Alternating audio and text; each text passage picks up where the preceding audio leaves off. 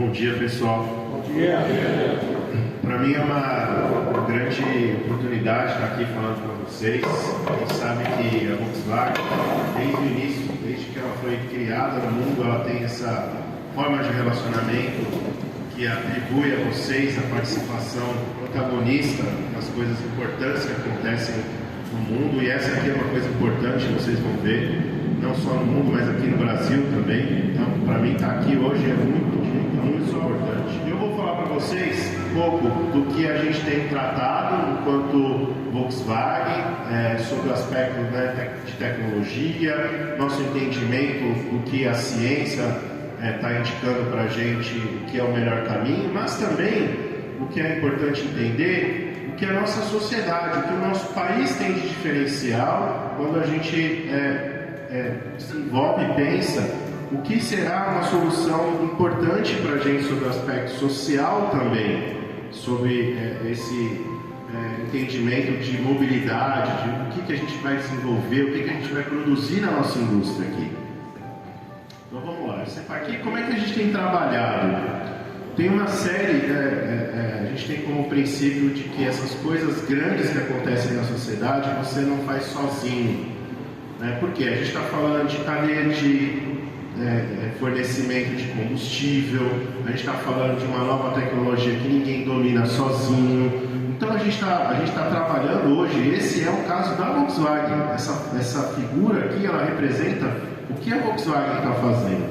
Então hoje a gente está trabalhando muito com outras empresas de outros segmentos. Então vocês têm visto aí, a gente está trabalhando com a Raízen, que é uma empresa de energia brasileira muito importante, que tem até hoje exportado muita coisa, exportado tecnologia para outros países.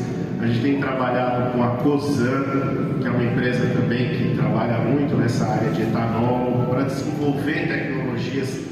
A gente está para inaugurar o único centro de biocombustíveis na América Latina, o único do grupo Volkswagen, que vai ser aqui na fábrica Anchieta. Isso tudo em parceria com o desenvolvimento tecnológico que a gente está aprendendo com essas empresas.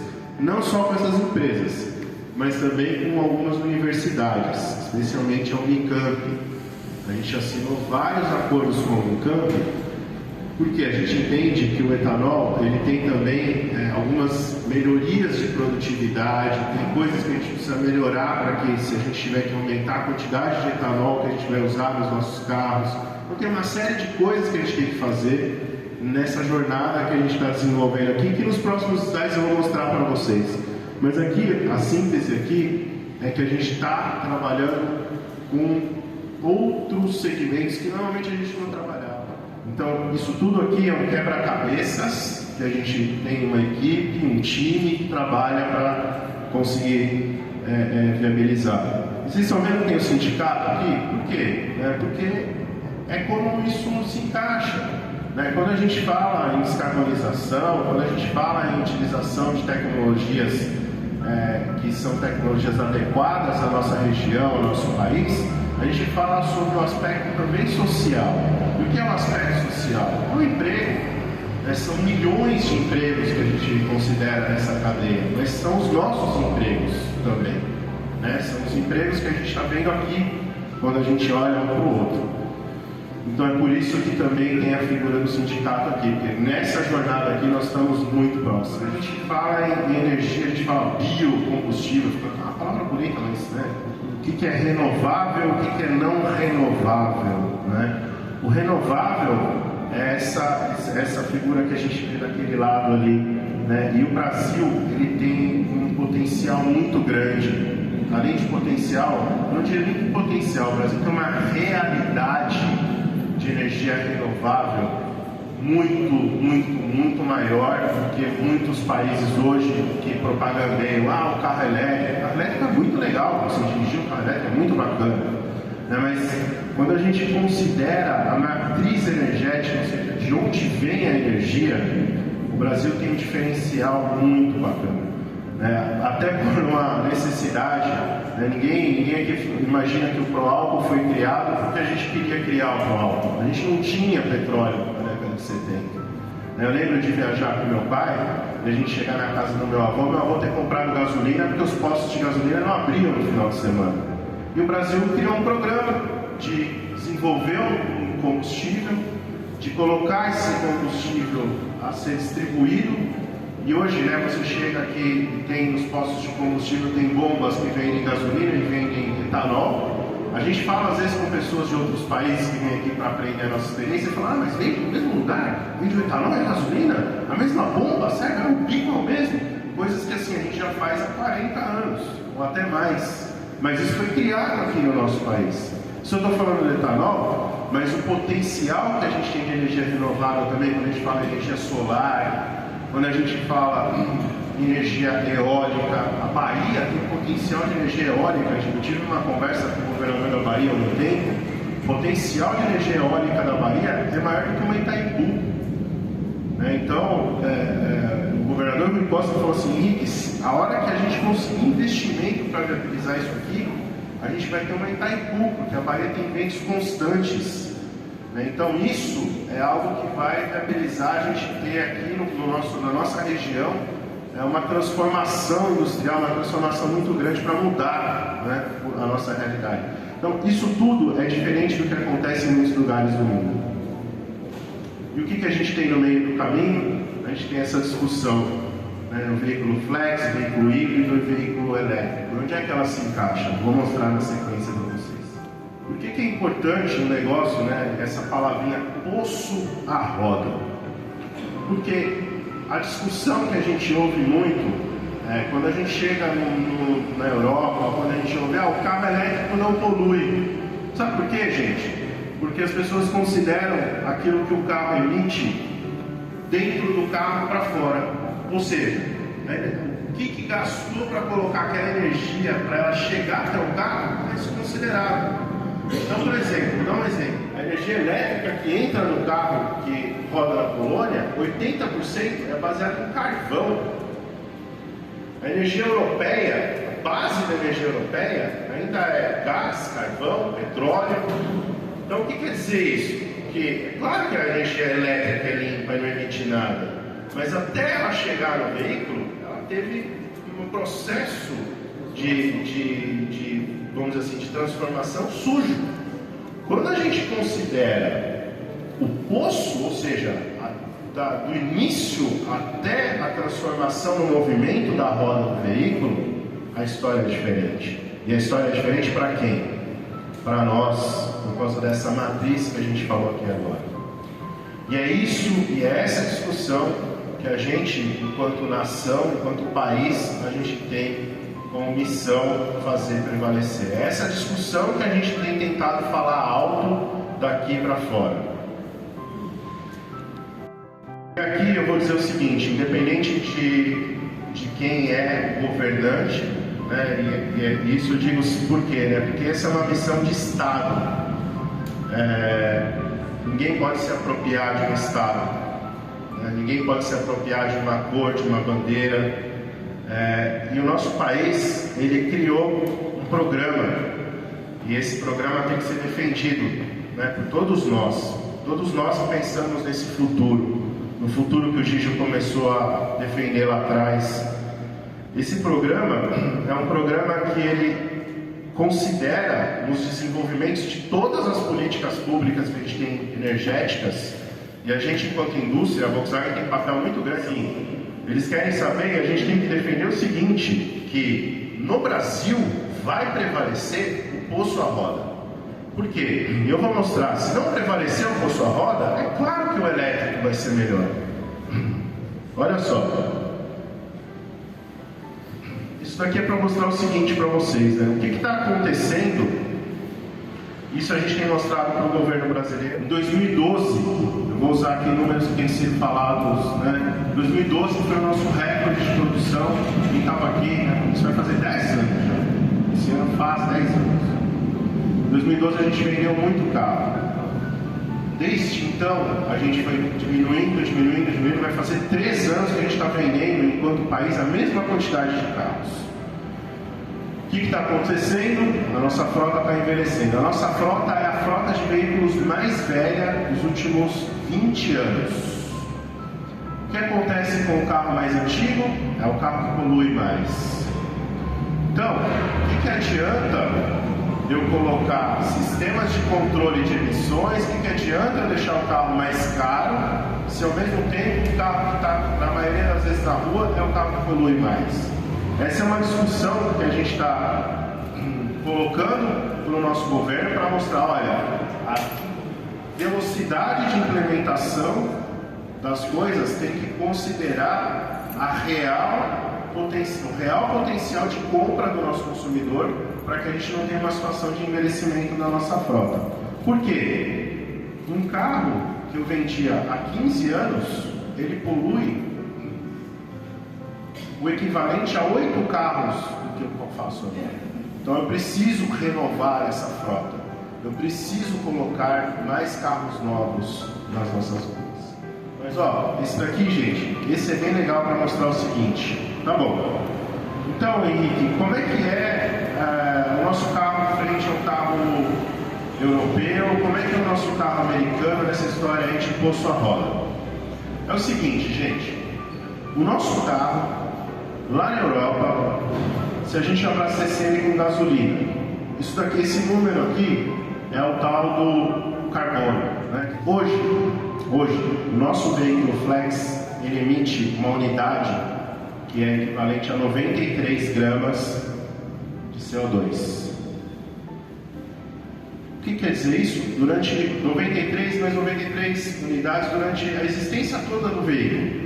O período de fabricação, ele considera o fornecedor, ele considera tudo, ele considera a energia elétrica que a gente está usando aqui. É uma conta que foi desenvolvida que ele considera tudo, beleza?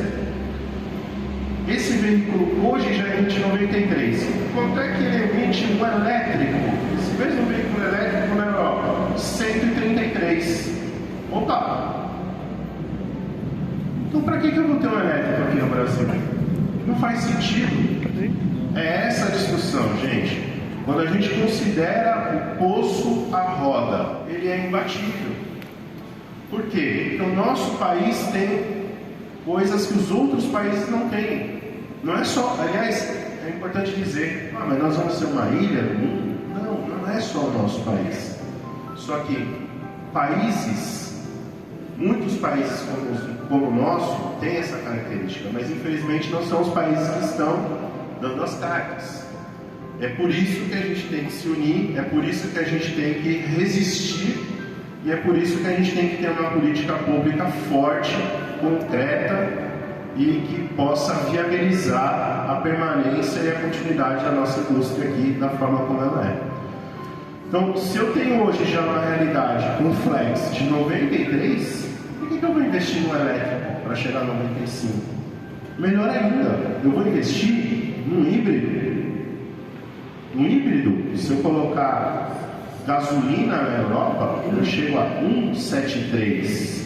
Mas olha só o híbrido, se eu usar aqui no Brasil, o etanol. Um híbrido etanol chega a 86. É por isso que Bigode, quando me chamou aqui, eu falei, Bigode, chama de híbrido e etanol, né? Não vírgula. E faz sentido pelo seguinte, por quê? 93 para 86, eu quero dizer o seguinte, a gente já tem uma solução nas mãos hoje. O etanol hoje já é uma solução muito boa. É claro que o híbrido vai ser uma solução melhor ainda. É claro que a gente tem que investir no híbrido. Esse é o nosso futuro próximo, né? Mas, gente, isso aqui é o motivo do que a gente está discutindo, né? Essas são as tecnologias que a gente aqui na Volkswagen antevê, né? Antevê não, essas são as tecnologias que a gente está trabalhando. A gente precisa ter essa união, né, todos nós, para que a gente consiga atravessar esse momento, para que a gente consiga fazer prevalecer as coisas boas que a gente tem aqui enquanto empresa, enquanto país. Para vocês, não é só o Brasil, existem muitos países que têm essa condição e que a gente precisa dar voz a esses países, né? E como é que a gente faz isso? A gente desenvolve, a gente mostra a nossa experiência. A gente tem compartilhado com eles como é que foi, desde o Pro Álcool, porque os caras têm medo de falar assim, não, mas o que acontece com o carro? O carro dá problema, o carro acontece isso. Como é que acontece com a rede de abastecimento? Então, eles vêm aqui, não é só na Volkswagen, eles fazem um tour, ficam aqui 2, 3 semanas, vem gente de governo, formuladores de políticas públicas, gente de indústria automobilística, pessoal de usinas de açúcar, vem um monte de gente de várias regiões do mundo, né? Indonésia, África, América Latina. E o último que veio junto a pedido de um embaixador brasileiro que cuida de organizações internacionais. E a gente terminou falando o seguinte para ele. A gente mostrou isso, a gente falou, isso, embaixador, para esse povo, né, que estava com a gente, isso é descarbonização social e ambientalmente sustentável.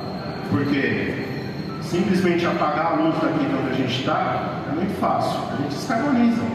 Simplesmente comprar um carro elétrico para 5% da população que pode pagar e mandar todo mundo embora e criar um caos social, a gente descarboniza. Mas isso não é descarbonizar. Isso não é ser responsável. A gente não pode fazer uma coisa e ignorar a outra. Então é isso que a gente está planejando e é isso que a gente vai fazer aqui na Volkswagen no Brasil. Ele gostou muito dessa mensagem e é essa mensagem que eu queria terminar aqui falando para vocês. Descarbonização ambientalmente e socialmente responsável. Muito obrigado. Passo agora a palavra para o companheiros, casa cheia. Enquanto o Kleber tenta espetar lá o pendrive, muito bom, viu, Henrique? Muito bom. Eu já compus mesa com o Henrique em outras oportunidades sobre o mesmo tema. E o que é bom falar depois do Henrique é que ele traz alguns elementos que dialogam com aquilo que nós defendemos, do cumprimento do Acordo de Paris e das metas de descarbonização pela qual passa o mundo. Inclusive tem cobrança sobre o Brasil, ainda que o Brasil possa vender crédito de carbono, porque a gente tem uma matriz muito mais limpa do que outras regiões. Mas também é um assunto que chega no Brasil. E qual que é a grande preocupação que nós temos aqui? O mundo aponta para o elétrico não só por conta dos compromissos ambientais.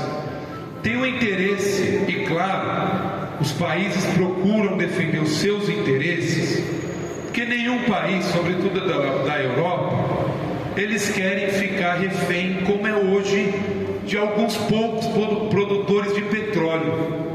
Então estoura uma guerra na Rússia com a Ucrânia, o preço do petróleo vai lá em cima, então aqueles carrões dos Estados Unidos começam a ficar muito caro para você encher o tanque para rodar aquele carrão. Mas mesmo aqui no Brasil, com essa política de paridade de preço do petróleo com o preço internacional, para a gente também começa a ficar difícil abastecer o veículo. Então você pega uma solução que já existia e você começa a ter uma autossuficiência para não depender desses países em relação a petróleo. E eu era muito cético, viu, Henrique? Eu fazia um pouco mais esse debate na minha função anterior, que o Brasil não adiantaria apostar no híbrido, porque a gente faz 50 anos que nós somos especialistas em etanol, mas a gente nunca conseguiu exportar nem a tecnologia, nem o etanol como propulsão veicular competitiva com outros países. Mas ele começa a fazer sentido numa combinação de fatores. A primeira é o que está em jogo, né, o que representa uma mudança abrupta, repentina, de repente a gente sair do motor a combustão e seguir para o motor elétrico. E num segundo momento, qual a estratégia que se possa ter para que o etanol deixe de ser um combustível no Brasil e passe a ser um combustível, sobretudo para mercados emergentes, América Latina, principalmente América Central. O Henrique mencionou Indonésia, Malásia, mas o continente africano, uma parte do continente asiático, pode também se beneficiar desse tipo de medida. No primeiro aspecto, só para vocês terem ideia, por que a gente tem uma preocupação enorme com o que significa o setor automotivo no Brasil? Não é só nós aqui na Volks, não é só os 8 mil empregos diretos aqui na Volks, não é só os indiretos aqui no ABC. O mercado automotivo brasileiro, ele emprega, entre diretos e indiretos, 1.200.000 trabalhadores. E mais ou menos esse número, porque o mercado tem dado umas osciladas, sobretudo agora com essa questão de semicondutores. Mas 1.200.000 empregos no Brasil. Então a gente está falando de muita gente. Com uma capacidade instalada, ainda que esse ano a gente vai fazer aí de novo, bater os 2 milhões, né? Esses 3 anos a gente vem fazendo próximo disso, mas tem uma capacidade instalada no Brasil de 4,5 milhões de veículos.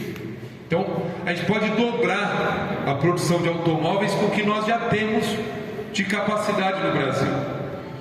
Nós estamos falando de uma cadeia que em 2019 gerou 80 bilhões em tributos. Mas eu gosto de um dado. O setor automotivo, salvo engano, na mesma época, teve em renúncia fiscal 8 bilhões e gerou próximo de 80 bilhões em pagamento de tributo. Ou seja, daquilo que teve de renúncia do Estado, as empresas entregaram 10 vezes mais. No mesmo período, o agronegócio, eu não estou dizendo da agricultura familiar, não é aquele que chega na nossa mesa. O agronegócio teve uma renúncia de pouco mais de 400 bilhões de reais. É um tanto de vez. E o que devolveu em termos de tributo, de imposto, daquilo que vai gerar saúde, educação e investimento do Estado, foi algo em torno de 3 bilhões. Então a ordem de grandeza é extremamente desproporcional. De novo, é importante o agronegócio? Claro que é. Não dá para o governo simplesmente fazer como agora. Reduz o IPI para ver se vende mais. Mas reduz a qual preço? Reduz com qual contrapartida? Tem alguma garantia que as empresas não vão poder demitir? Ou vão precisar contratar? Ou vão pegar esse valor e vão aplicar em pesquisa e desenvolvimento no país? Da mesma forma que reduziu o imposto, zerou o imposto de importação para trazer veículo elétrico para o Brasil. Nós não somos contra trazer a importação de veículo elétrico para o Brasil.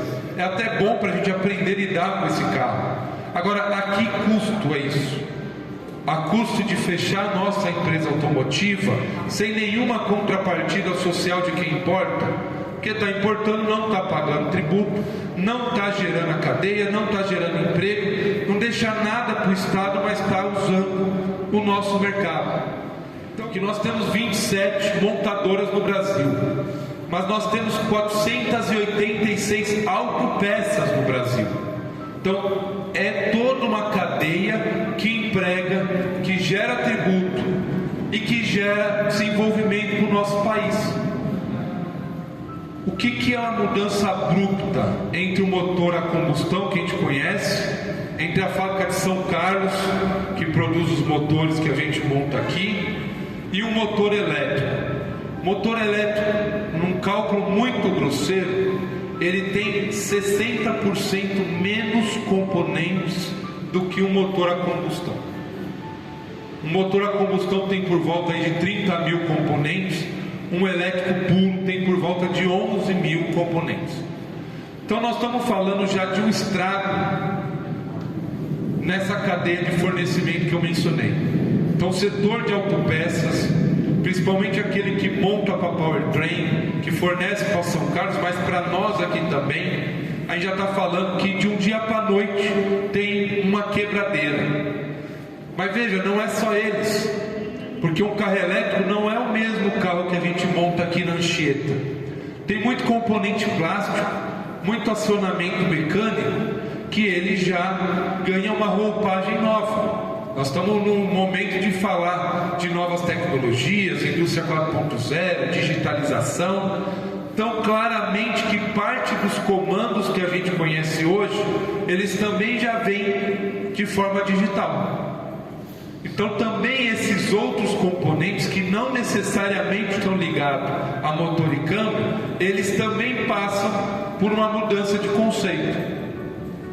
E num país onde a gente é extremamente dependente desse tipo de tecnologia. Veja, a gente está com problema aqui na Anchieta, porque a gente não tem e não produz no Brasil essa tecnologia dos semicondutores. Tínhamos uma fábrica que fechou, o governo atual fechou, mas a gente importa principalmente semicondutores e eletroeletrônicos, quase tudo que a gente utiliza no carro. Então, quanto mais o carro avança na tecnologia, mais nós somos dependentes dessa tecnologia, desses componentes. Então, o que a gente tem defendido ao longo do tempo, e aqui principalmente?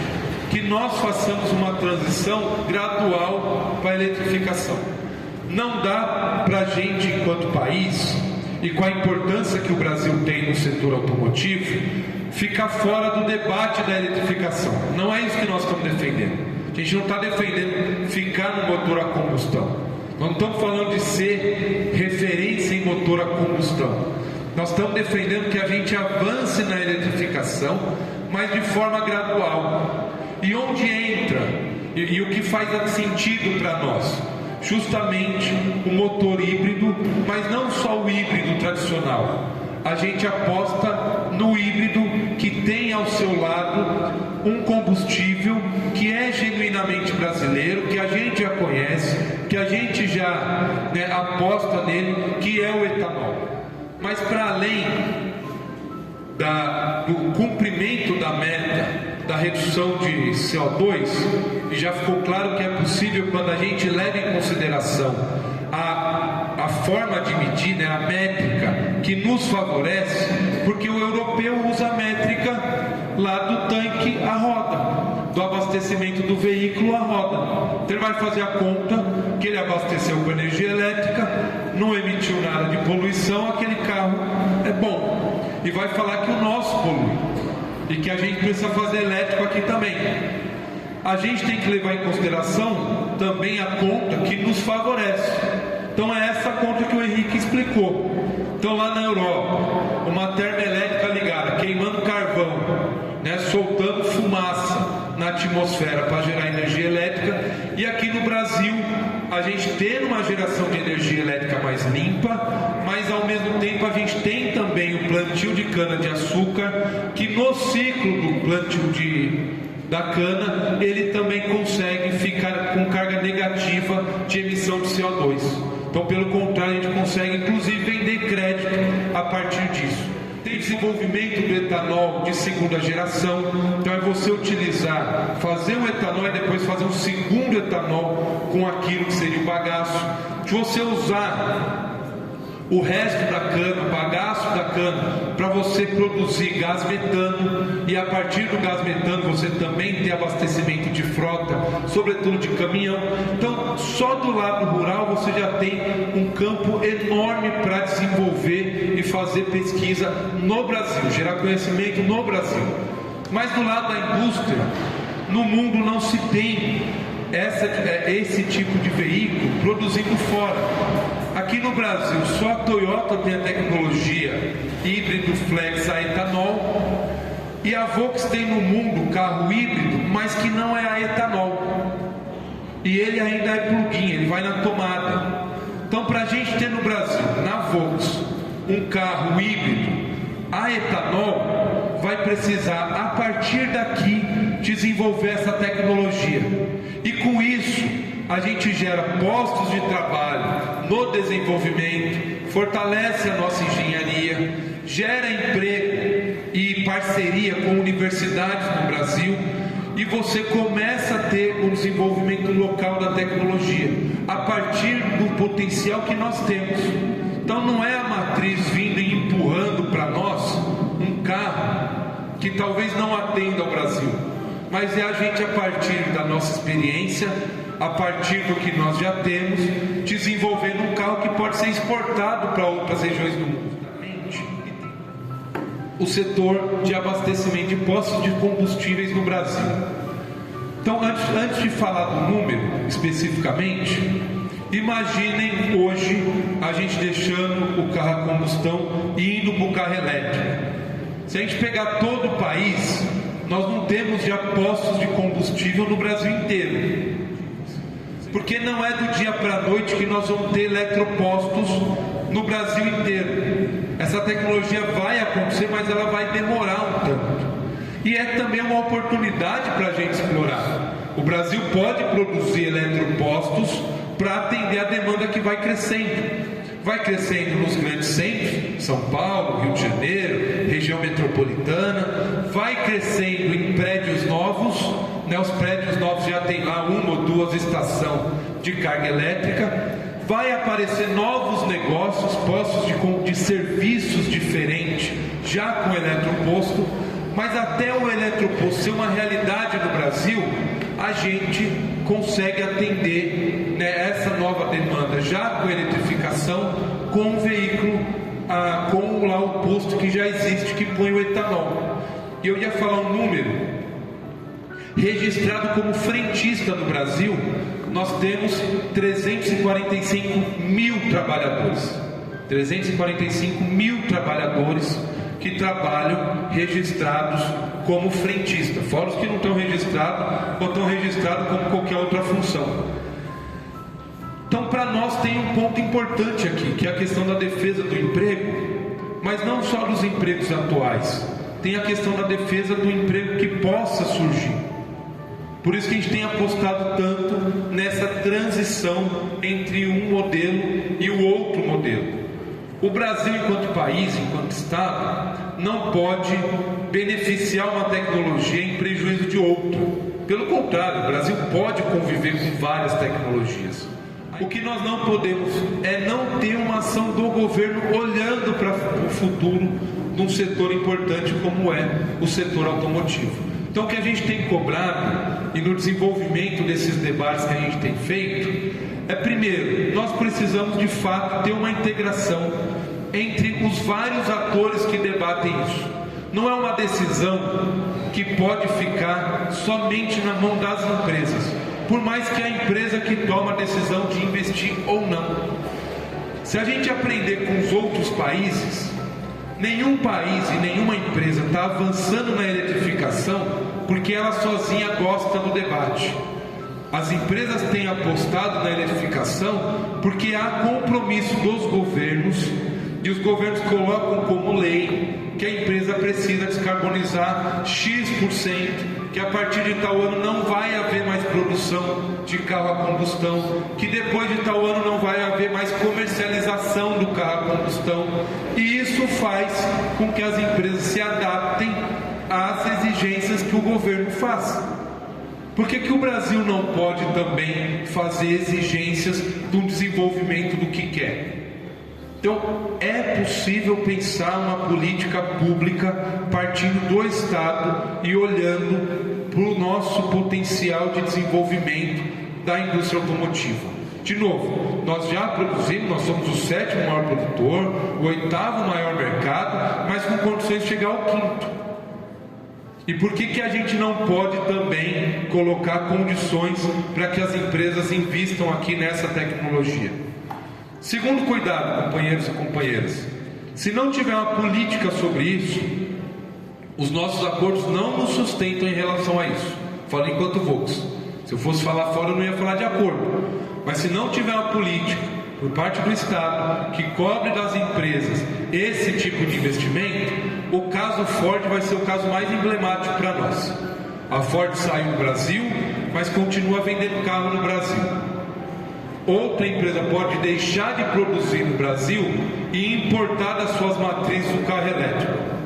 Porque onde as empresas estão colocando o carro elétrico? Na China, nos Estados Unidos e nas suas matrizes, quando elas não são americanas ou chinesas. E dificilmente fará uma transposição de tecnologia para nós se não tiver um compromisso por parte do governo. E a gente pode perder o cavalinho, né? O cavalo passar e a gente não montar. O que a gente tem defendido também? Eu falei que não dá para ser uma decisão que fique somente na mão das empresas. Eu acabei de mencionar, o governo precisa participar disso. As universidades precisam participar disso. Tem muito desenvolvimento a partir das universidades e dos centros de pesquisa. E nenhuma empresa é obrigada a desenvolver tudo dentro dela. Claro que a gente queria que a Volks tivesse engenharia que pensasse em tudo, mas não vai ter. E naquilo que for complementar, é muito bom para a empresa, para as universidades e para o país que façam convênio com as universidades e criem soluções a partir disso. E não dá para não ter os trabalhadores nesse debate, porque é o lado mais sensível da discussão, porque senão vão estar discutindo descarbonização ou não, onde faz o projeto ou não, e não vai lembrar dos trabalhadores que produzem esses carros, que produzem a riqueza do país. E a gente precisa lembrar, e eu estou olhando aqui para o Renatinho, que é nosso secretário de formação, a gente está falando de um novo mundo.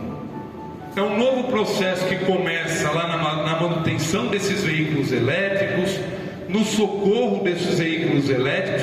Não dá para o bombeiro pegar um carro elétrico e simplesmente sair cortando para salvar a pessoa lá dentro, porque pode pôr todo mundo em risco. Então a gente vai precisar de cursos de capacitação profissional para manutencista, para socorrista, mas isso chega em quem produz os componentes e em quem produz os carros. Então a gente precisa dialogar sobre capacitação profissional, nós precisamos dialogar sobre emprego e nós precisamos dialogar sobre, e aí a última coisa que eu falo e eu encerro por aqui, sobre desenvolvimento de eletrificação e não necessariamente a partir de uma tomada. E o que eu quero dizer com isso?